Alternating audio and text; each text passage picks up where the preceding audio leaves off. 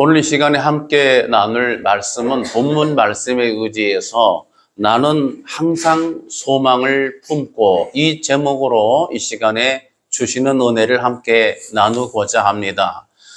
이 시대에는 절망의 시대, 소망이 없는 시대, 정말 소망의 부재 시대를 살고 있다 이렇게 말해도 과언이 아닐 것입니다. 그래서 소망에 대해서 소망은 고난보다 강하다라는 말이 떠오르게 되고 또 독일의 대문호 괴테는 뭐라고 했냐면은 모든 일에 절망하는 것보다 소망을 가지는 쪽으로 생각하는 것이 훨씬 낫다 이러한 명제를 남기기도 했습니다. 지금 현재 우리나라 한국 사회를 보면은 노년층도 뭐 말할 것도 없지만 특히 젊은 층에 갈수록 소망이 보이질 않는 그런 때를 우리가 맞이하고 있습니다. 요새는 그 아이를 기르는 일도 어려워서 이제 첫 번째는 결혼을 기피하는 세대가 늘어가고 있고 결혼을 했어도 아이를 낳지 않는 그래서 저출산 문제가 0.78%까지 떨어져서 우리나라 이대로 가다가는 심각한 어떤 사회적 문제가 될 수 있다. 이런 진단을 여러 단체에서 내리기도 합니다. 또 CTS 이런 데는 기독교 방송 이런 데서는 이런 저출산 문제를 해결하기 위해서 정말 그 저출산이 왜 문제인가? 육아가 문제이다 이거죠. 그래서 육아를 도울 수 있도록 교회가 그런 시설을 제공하고 이용할 수 있도록 국가 정부가 이런 법령을 제정해 줘라. 이런 그 서명 운동도 지금 제출한 바 있습니다. 여러 가지로 소망이 없는 때, 그래서 점점 에베소서 2장 12절 말씀 뭐냐면 세상에서 소망도 없고 하나님도 없는 사람들이라고는 이런 표현이 정말 피부에 와닿는 그런 때를 우리가 지금 살아가고 있다고 하는 것입니다. 이런 면에서 오늘 본문은 시편 71편의 주요 테마가 바로 소망입니다. 이 소망을 가졌느냐 가지지 못했느냐는 삶의 방식, 그 삶의 질이 달라질 정도입니다. 여러분 아시는 세계적인 첼리스트 파블로 카잘스가 그가 95살의 그런 고령의 나이에도 계속 하루에 6시간씩 첼로를 연주를 하면서 연습하는 시간을 가졌다고 그래요. 그래서 그 95세 되시는 그러한 노령의 아티스트가 하루에 6시간을 연습하는 걸 보고 기자가 아니 이렇게 이미 세계적인 정상에 오르신 분이 왜 이렇게 6시간씩을 연습을 합니까? 질문을 했더니 그 카잘스키의 대답이 나는 아직도 계속 발전할 수 있다고 하는 그런 소망을 가지고 있기 때문입니다. 이런 말을 했어요. 95세의 나이에 나는 아직도 계속 더 잘할 수 있고 더 연주가 깊어질 수 있고 더 내가 발전할 수 있다고 하는 이런 소망을 놓지 않고 사는 것이죠. 그런 사람이 오히려 영육간에 건강하게 살아가는 줄 믿으시기 바랍니다. 오늘 시편의 말씀 보면 다윗은 한마디로 나는 항상 소망을 품고 더욱 주님을 찬송하겠다. 그러면 어떤 연유로 무엇 때문에 어떤 사실로 인해서 정말 우리 하나님을 소망으로 소망이신 하나님으로 그렇게 고백을 하고 있는 것인가? 첫 번째는 하나님이 나의 의가 되시기 때문에 하나님이 나의 의가 되시는 거죠. 만약 하나님께서 단지 창조자이시고 또 강한 권세를 가지신 그러한 능력의 하나님이시기 때문에 우리가 강제적으로 소망할 수밖에 없다. 그렇게 소망을 두어야지만 된다 하면은 이것은 강제적인 것이지 정말 내 속에서 우러나오는 정말 내가 만족함이 있고 평안함이 있는 그런 소망이라고 부르지는 못할 것입니다. 그래서 그 하나님이 정말 우리 가운데 소망이 되신다, 이렇게 고백할 수 있는 이유는 이 시편 기자가 기계적 고백이 아니라 정말 마음에서 우러나오는 감사함으로 고백한 것을 본다면 그 하나님은 답은 하나예요. 정말 좋으신 하나님이시기 때문에 그렇습니다. 할렐루야. 정말 좋으시고, 오늘 시편 기자의 고백대로 가보자면은 그 하나님은 의로우시기 때문에 그 좋다고 하는 그러한 단어에 여러 가지 분류가 있습니다. 정돈되어 있다, 질서가 있다, 정말 선하다 등등의 좋다는 뜻에도, 히브리어 토브란 단어에도 여러 가지 뜻이 담겨져 있지 않습니까? 이런 면에서 시편에서 말하는, 다윗이 말하는 하나님이 좋은 이유는 그 좋다고 하는 그러한 암묵적인 그러한 고백 속에는 우리 하나님이 의로우시기 때문이에요. 의로우신 하나님. 다윗은 실제로 우리 하나님을 의로 고백하는데 시편 71편 2절에서 주의 의로 나를 건지시며 주님의 의로 나를 건지셨다고 고백을 하고 있고, 2절에서는 내가 피하여 숨을 바위, 그 다음에 나의 반석, 나의 요새이시라고 고백을 하고 있습니다. 다윗은 우리가 아는 것처럼 많은 전투 현장에 있었던 사람입니다.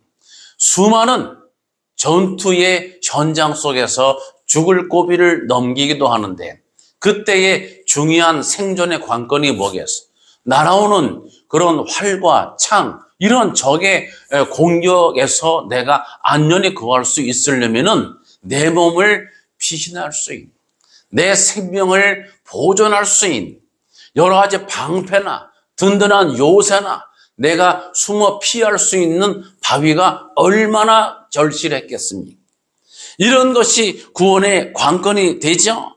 그래서 소망은 내가 간절히 바라고 원한 것들인데, 시편 71편의 그 소망의 내용들이 어떤 동사로 풀어져 나오고 있습니다. 2절에 나를 건지시며 레스큐, 이런 단어를 썼고요. 그 다음에 풀어주신다, 딜리버라는 단어를 쓰고요. 나를 구원하소서, 세이브라는 단어를 쓰고요.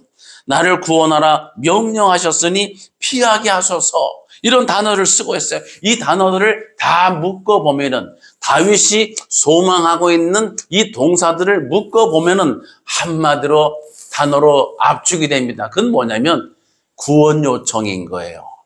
정말 이런 전쟁에 어떤 죽을 수 있는 고비, 위협, 이런 위험 속에서 나를 건져 주세요.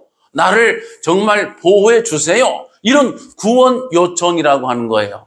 이런 구원 요청은, 이것을 성경에서 보게 되면 이 구약의 이런 보호 요청에서부터 신약적인 상황을 가게 되면 구원 사건까지 연결이 되는 거예요. 이게 바로 우리 영혼이 구원받고 영생을 얻는 과정과 연결되어 있습니다. 사랑하는 예배자 여러분, 원수마귀 사단은 뭐예요? 우리의 의를 상하게 해서, 우리가 범죄해서 우리의 의를 잃어버리게 하고, 그 다음에 우리가 죄 가운데 사망 권세, 흑암의 권세 아래 짓눌림을 당해서 결국 죽게 만드는 게 원수마귀 사단의 그러한 하는 일이에요. 그렇죠? 원수마귀 사단이 그런 일을 해서 믿는 주의 백성들을 절망 중에 죄의 짐에 짓눌려서 죽임을 당하도록 포로로 묶임받아서 결국 죽음으로 인도하는데, 원수마귀 사단이 꼼짝 못하는 게 하나 있죠. 그게 뭐예요? 바로 우리 주님 예수 그리스도예요. 주님의 이름과 그분의 능력이에요.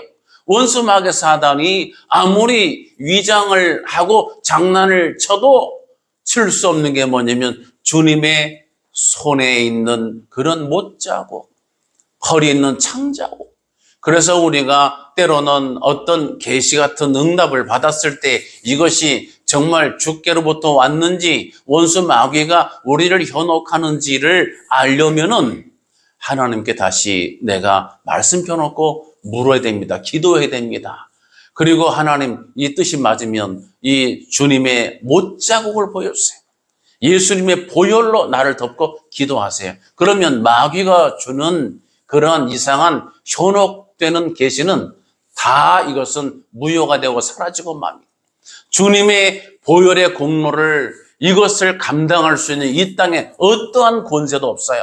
이 주님의 보혈의 공로로 말미암아 저와 여러분이 의롭다 여기심을 받고 구원받게 되는 줄 믿으시기 바랍니다. 그래서 성경 로마서 4장 3절에 성경이 무엇을 말하느냐?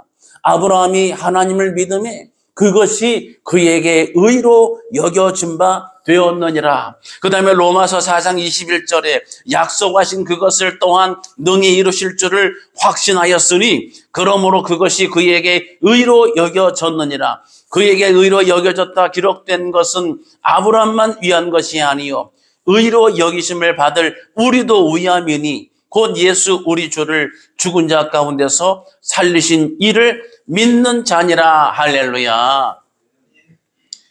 이것이 우리의 구원의 조건이에요. 아브라함이 하나님을 믿음에 이것을 의로 여기셨고 이것은 아브라함만 위한 게 아니라 오늘 예수 믿는 저와 여러분에게도 해당된다고 성경이 기록하고 있습니다. 우리가 주를 믿어서 의롭게 여김을 받아서 우리가 원수마귀 사단의 권세에 있지 않고 우리는 하나님의 자녀로 유업을 이을 자로 인쳐져서 주의 나라, 하나님 나라에 우리가 들어가게 되는 거예요. 그런데 시편 71편 3절에서는 독특한 말씀이 하나 있어요. 그게 뭐냐면 주께서 나를 구원하라 명령하셨으니 give the command to save. give the command. 명령을 주세요. to save. 나를 구원하도록, 나를 구원하라고 명령을 내려주세요 하는 그런 고백이에요. 이렇게 우리 주께서 하나님이 이렇게 바라는 게 아니라 하나님이 위에서 아래로 정말 수직상하적으로 정말 막강한 권위를 가지시고 위에서 오다를 내리는, 명령을 내리는 이런 표현이 구약에서 오늘 71편에 한 번 쓰여졌고 또 하나가 시편 44편 4절에 44편 4절에서도 이 명령 히브리식 표현이 쓰여졌습니다. 시편 44편 4절 하나님이여 주는 나의 왕이시니 야곱에게 구원을 베푸소서. 킹 제임스 번역을 보면 Thou art my king, O God. Command deliverance for Jacob. 이 야곱을 위한 이러한 구원을 인도해 주시는 것을 우리 하나님 커맨드 명령해 주세요.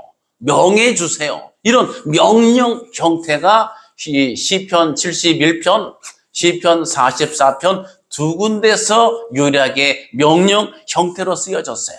그럼 이건 무슨 뜻이에요? 한마디로 하나님의 권위, 하나님의 절대 주권을 나타내 주고 있습니다. 하나님은 그러한 강력한 권위의 주님이신 줄 깨달으시기 바랍니다. 그래서 의롭다고 한다는 단어를 우리가 조금 이것을 추출해 보게 되면 이 의롭다 성경에서 just라고도 써져 있고 justice 그 다음에 또 하나가 righteous 영어 성경에 이렇게 풀이가 되어 있습니다.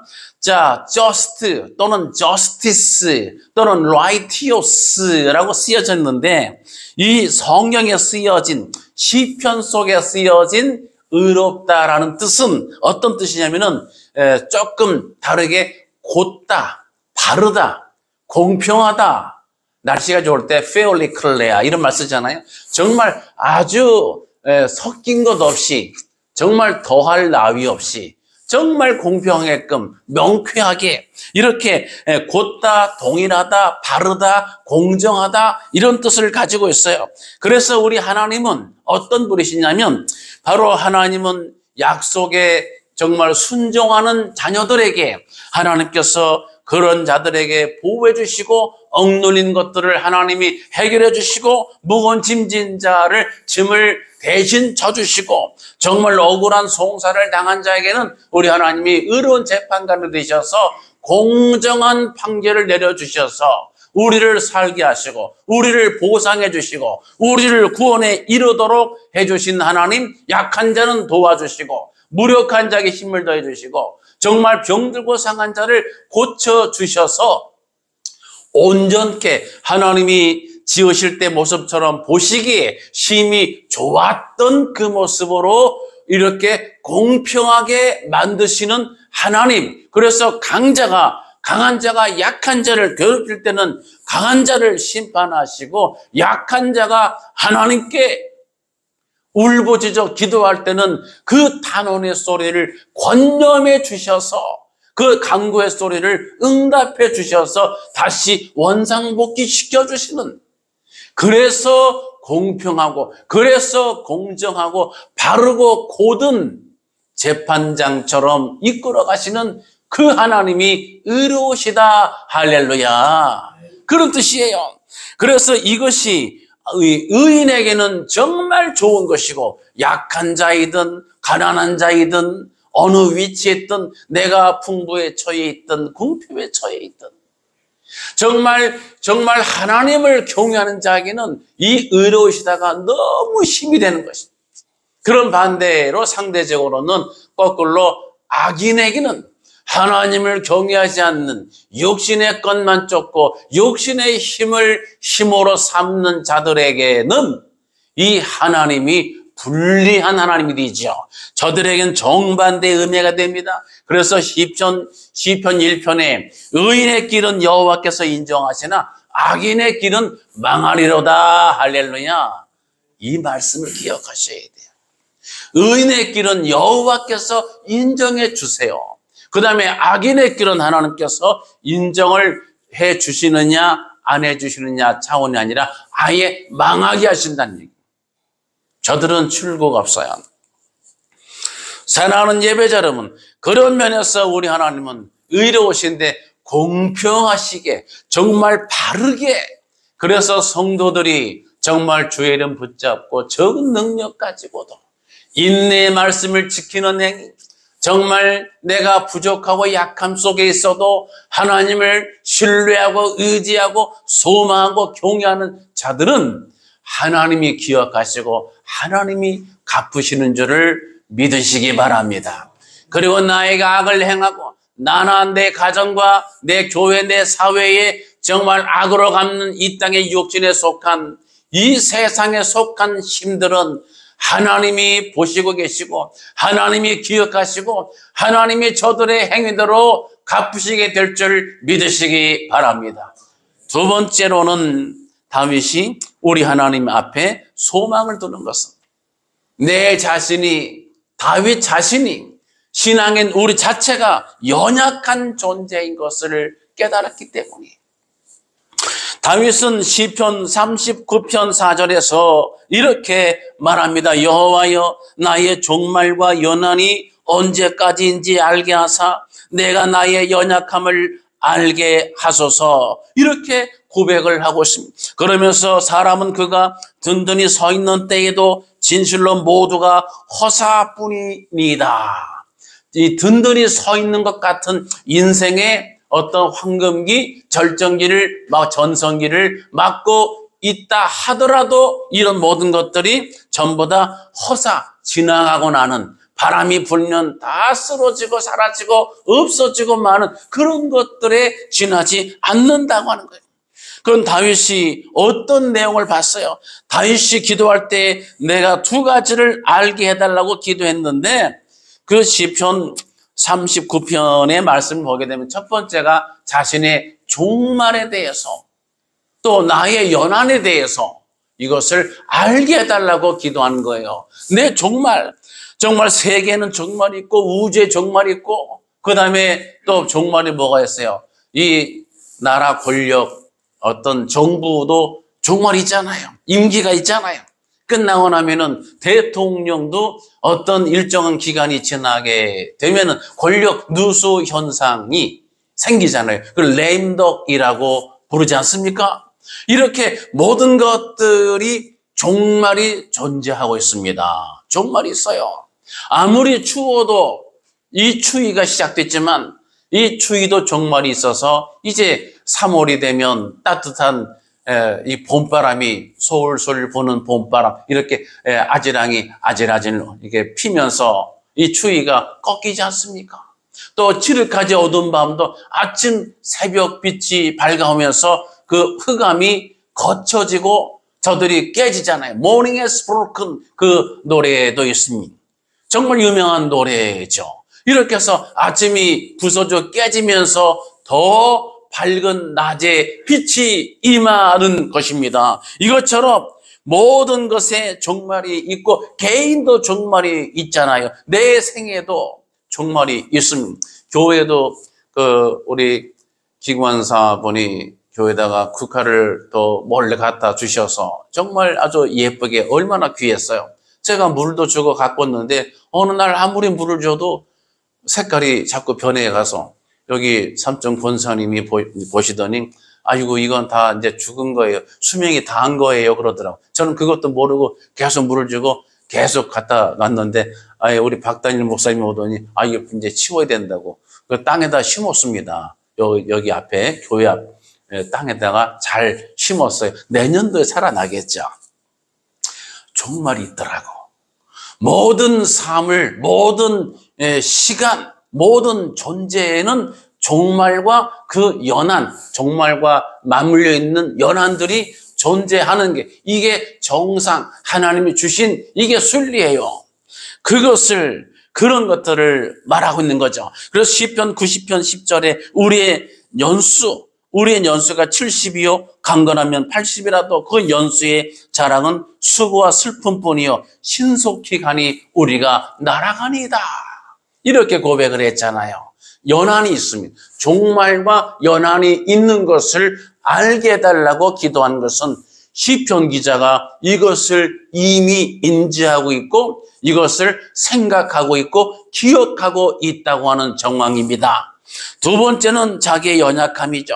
다윗은 이스라엘 다스리는 왕입니다. 여러분, 왕은 약한 자가 아니에요. 지금도 정부 행정수반에서 이제 수장인 대통령이 한마디 하면은 비서실부터 해서 행정부처가 얼마나 정말 법석을 떨면서 그 일을 대통령이 명한 일을 하기 위해서 그걸 맞추기 위해서 얼마나 막 분주히 움직이게 돼요.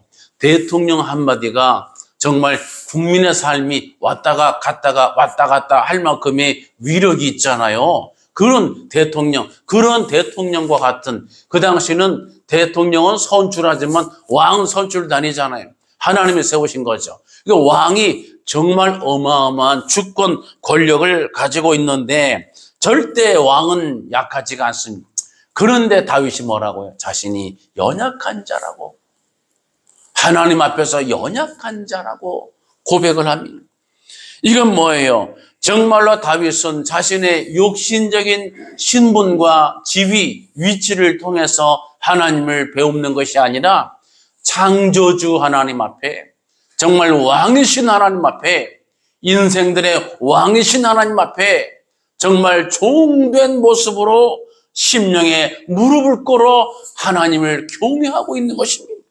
그래 다윗은 그래서 내 육신의 왕의 이 위치에 있음에도 불구하고 왕의 지위 신분을 초월해서 인간의 존재가 나라는 존재가 얼마나 연약한 존재인가 얼마나 질그릇 같은 존재인가를 이것을 잊지 않고 있습니다. 그래서 겸비하고 그래서 겸손하고 그래서 내가 약한 존재인 것을 아는 사람은 그래서 나에게 소망을 두는 게 아니라 하나님께 소망을 두는 거예요. 세 번째로는 다윗이 소망을 하나님께 두는 것은 하나님이 택해 주셨기 때문에 6절에서 다윗은 이렇게 고백합니다. 내가 모태에서부터 주를 의지하였으며 나의 어머니의 배에서부터 주께서 나를 택하셨사오니 이렇게 그래서 주를 항상 찬송한다고 하는 겁니다. 자, 어머니의 뱃속에서부터 주께서 나를 택하셨다. 여러분, 다윗이 이스라엘의 왕 된 사람이지만 다윗이 성장 과정이 어떠했는지 성경이 의외로 다윗의 성장 과정을 묘사해 주고 있어요. 다윗은 정말 풍부하게 아주 풍요롭게 성장한 그런 집안의 자녀가 아니라는 것을 알 수가 있습니다. 시편 69편 8절에 내가 나의 형제에게는 객이 되고 나의 어머니의 자녀에게는 낯선 사람이 되었나이다. 어머니의 자녀들에게 정말 이복 형제, 낯선 사람이 되었다. 이것은 남처럼 같은 식구 가족이 아니라 남과 같은 취급을 받았다고 하는 거예요. 그 다음에 시편 27편 10절에서는 더 충격적입니다. 내 부모는 나를 버렸으나 여호와는 나를 영접하시리이다. 여러분, 우리가 예배하는 예배자이지만 성장 과정에서 때로는 피치 못할 사정으로 내가 보호받고 사랑받아야 될 내 가족, 내 가정 속에서조차 사랑받지 못하고 인정받지 못하고 자란 경우는 있지 않습니까? 이 다윗의 경우를 기억하시기 바랍니다. 부모는 어려서 나를 버렸다고 기록합니다. 이렇게 가슴 속에 아픔과 상처가 있게 성장했던 다윗인데, 그런 다윗, 부모도 나를 버렸고 어머니의 자녀한테는 정말 남과 같은 취급을 받으면서 살아왔는데, 그런데 어떻게 한다고요? 여호와 하나님은 나를 영접하십니다. 그런 하나님은 나를 버리지 않았습니다.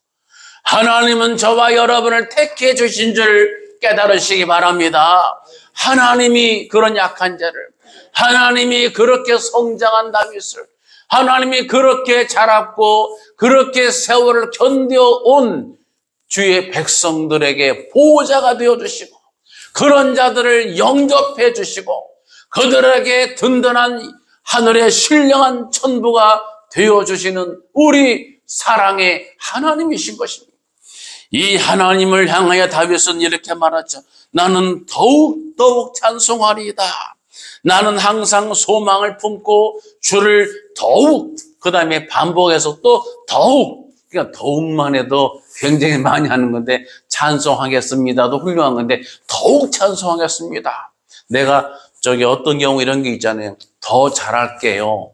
더 잘하겠습니다. 잘하겠단 말도 고마운데 더 잘할게요. 더 고맙죠. 근데 더 잘할게요. 다윗은 하나님 앞에 내가 항상 소망을 품고 주를 더욱 찬송하겠습니다. 할렐루야. 이 고백이 저와 여러분의 고백이 되어야 할 줄로 믿습니다. 그 다음에 또 하나가 뭐냐면 종일토록 주의 말씀을 내가 전하리이다. 하나님을 내가 측량할 수 없는 주님의 공의와 구원을 내가 전하리이다 그랬어. 우리가 그런 주의 사랑을, 우리 하나님의 이 긍휼과 이 은혜를, 소망이 되신 하나님을 우리 입으로 전해야 될 줄로 믿습니다. 이제 말씀을 정리하겠습니다. 이 땅은 소망이 점점 메말라 가고 있습니다. 사람에게 의지했던 소망은 정말 아픔과 상처로 돌아오기 일쑤입니다. 저마다 상처를 받고 저마다 소망을 목말라고 메말라 있는 그런 때를 살고 있기 때문입니다. 그러나 우리 하나님은 변치 않습니다. 우리 하나님은 어제나 오늘이나 영원토록 동일하시죠. 이 하나님을 소망으로 품고 날마다 더욱 주의 이름을 더욱 찬송하고 주의 이러한 사랑을 전하는 저와 여러분 되시기를 예수님의 이름으로 간절히 축복합니다. 기도하겠습니다. 할렐루야. 거룩하신 하나님 아버지, 긍휼과 사랑의 인자가 풍부하신 천부 되신 하나님 감사합니다. 다윗이 고백한 것처럼 우리가 또한 소망을 품고 주를 날마다 더욱 찬송하기를 원하오며 하나님의 공의와 구원을 날마다 우리가 전하기를 원합니다. 이 은혜가 오늘 예배하는 모든 예배자들의 삶의 행로 위에 그대로 나타나지게 우리 하나님 힘과 능을 도하여 주시옵소서. 예수님의 이름으로 간절히 기도드리옵나이다.